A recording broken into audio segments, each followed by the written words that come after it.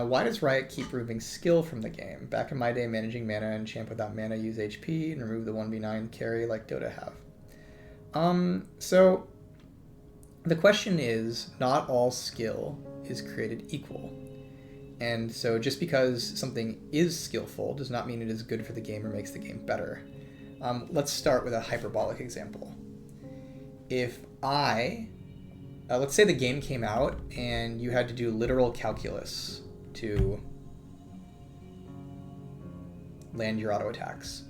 Like in order to attack, you have to solve a calculus problem, okay? And then we were like, well, that's not very fun, and we removed it, and you no longer have to solve calculus problems to land auto attacks. That would be straight up removing skill from the game. The skill of being good at calculus would no longer be in the game. And so, you know, for most League players, that's a giant skill check that's gone. But in this obviously ridiculous example, you're probably like, well, good, the game is better, right? Because it turns out no one's playing League of Legends to do calculus problems, especially not 80 carry players, right?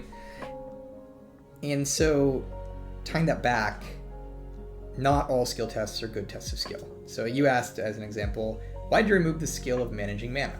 Because, and that's true, by the way. In League, mana is really only something that you manage in the laning phase. And there's a few characters that manage it outside the laning phase, like Kassadin, but overall, either through build pass or natural scaling, most characters don't care about mana as the game progresses. And that was less true when League came out. When League came out, League of Legends was much more about mana management, similar to Dota. And that was a skill we removed from the game and reduced in the game. And so you might ask, why did we do this? And that is because we believe the game is better when, for large portions of the game, you aren't worrying about mana management.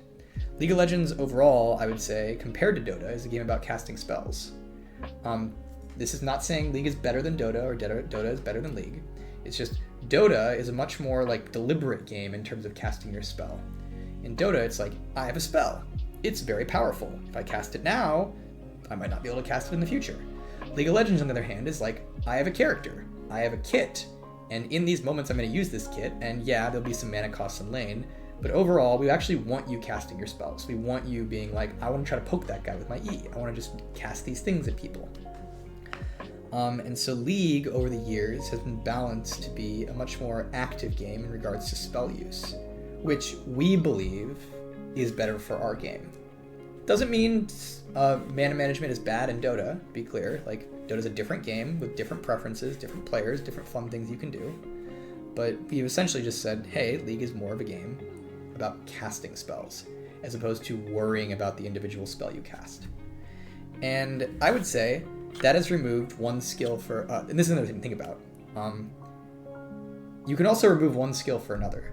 And so when you say, hey, League has gotten easier, you don't have to manage mana, you're right. That's something that is less skillful, mana management. But I would argue that by moving from mana management to casting your spells and figuring out what you're going to get out of them, we've just changed what the skill is. And so instead of being skillful at League of Legends by managing your mana, now you're being skillful at League of Legends by managing your spellcasts and trying to optimally use your spellcast to like eke out advantages, be it in the lane or in a team fight or things like that. And again, that doesn't mean that Dota doesn't care about managing your spellcasts, right? But it's just kind of noting that like a League has embraced like a more proactive spell paradigm, which I think is a different skill.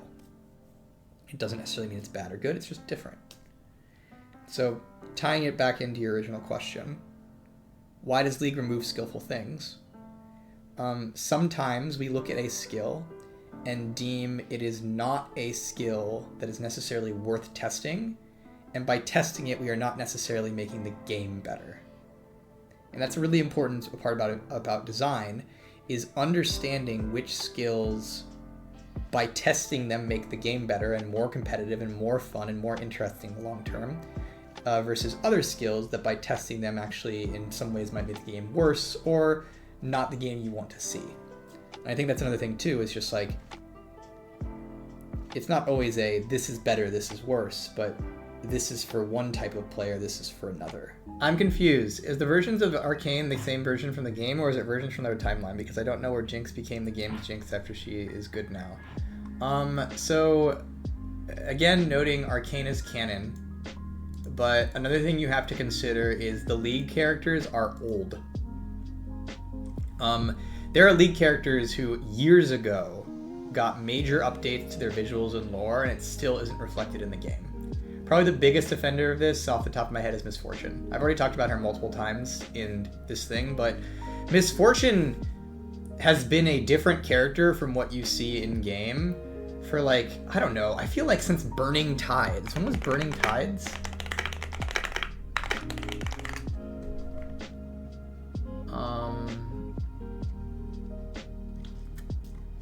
2015?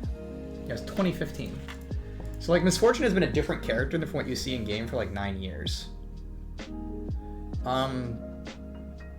And so, I just kind of, like, noting that, like, one thing about some of the League of Legends characters is you might be like, well, hey, who are they? And, you know, many of them are the character that was there when we made them. So, as an example, Vi doesn't have any Jinx voice lines, and that's because Jinx didn't exist when we made Vi. In fact, when we made Vi, Vi didn't have a sister. Vi was literally, like, there was no plans to give her a sister, because Jinx didn't exist, it was just Vi. So her only real relationship when she came into the game was with Caitlyn, who was her partner. Right? And then when Jinx came into the game, then we were like, okay, now Vi has a sister because we made Jinx, and Jinx is Vi's sister, right? But, like, that's the thing is, like, you know, League champions get made in order, and many of the League champions are reflective of, like, the state that the game and the lore was in when they came into the game. Because League is a giant game with 160 plus champions, like, it's not really feasible to constantly update them to their, like, literal current state, right? So, like, as an example, Vi would have Jinx voice lines if she was made today, most likely, right? But she doesn't because she was made a long time ago. So yeah, I would say, like, the characters you see in League can be, to be fair to your, like, question, like, they can be a bit confusing because they aren't necessarily the, you know, characters you would see in Arcane or whatnot, or exact copies of it. One of the things you often think about in dev when you're, like, developing characters across multiple games, because, like, as an example, right, like, Jinx is in League, Jinx is in Legends of Runeterra, Jinx is in 2XKO, Jinx is in Arcane, right, is one of the things that's worth thinking about with a character is, given that different mediums have different needs for characters, so what I mean by that is, like, the Jinx in, as an example, 2XKO probably needs a melee attack, because 2XKO is a fighting game. Whereas the Jinx in League of Legends does not need a melee attack because she's a ranged AD carry. And if I gave her a giant hammer that she bops people with in melee range, that would communicate gameplay that, you know, in League we wouldn't necessarily be willing to give Jinx. And so the thing I'm getting at here is, you know, different games and different, like, things, different games are going to have different needs for the characters in them and different ways to present them. And so one of the things that I think is often valuable then, when thinking about a character across multiple different points of media, is, like, shared truths. So this is, like, what are the core truths of a character like Jinx, regardless of what game or medium she's in? What are the core truths of a character like Miss Fortune, regardless of the game or the medium she's in? Things like that. And that can be, I think, very, very valuable to think about. And